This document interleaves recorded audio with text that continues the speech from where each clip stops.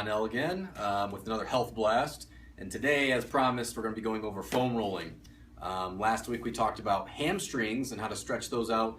Today we're going to foam roll them. Okay, a few things when you're foam rolling. Basically, you're going to put it right on the ground here, and you're going to start with both legs on it. And since the hamstring is a long muscle, we're actually going to roll it in two parts. So you're going to start about right under your knees. Okay. Right where that hamstring attaches on the lower leg. And you're going to bring yourself up parallel to the ground.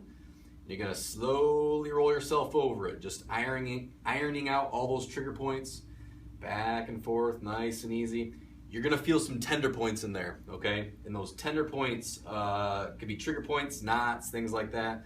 And when you get to one, just hover over it for a little bit. Kind of let your body weight rest on it.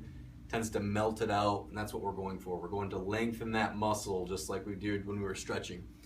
Once you do that for a few minutes, you can actually reposition yourself, bring yourself further up, and you're going to roll those hamstrings all the way up to the base of your glute, okay?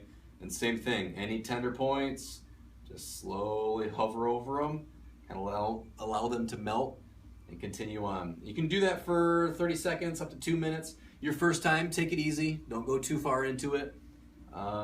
You'll be sore the next day, but it's something you kind of get accustomed to. So all the way up, bring it down, and that's good. One more thing you can do when you're rolling, to trigger the outside of those hamstrings, because we were talking about the inside and the outside last time. If you're going to trigger the outside, point your toes outward, okay? So get those toes out and continue rolling, and you're going to get more of those biceps femoris muscles, okay? Same thing back and forth.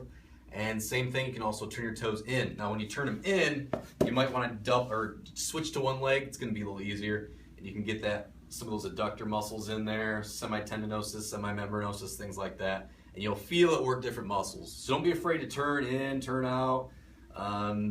Eventually, I could do a whole video on IT bands. We'll do that in the future, but you can also turn them out and get close to those IT bands on the outside as well, okay? So just more ways to break that up. And it's going to lengthen that tissue, and that's what we want. We want to avoid the sitting all day, the flexion that it kind of binds in there. So great way to lengthen the tissue and stretch those hamstrings out.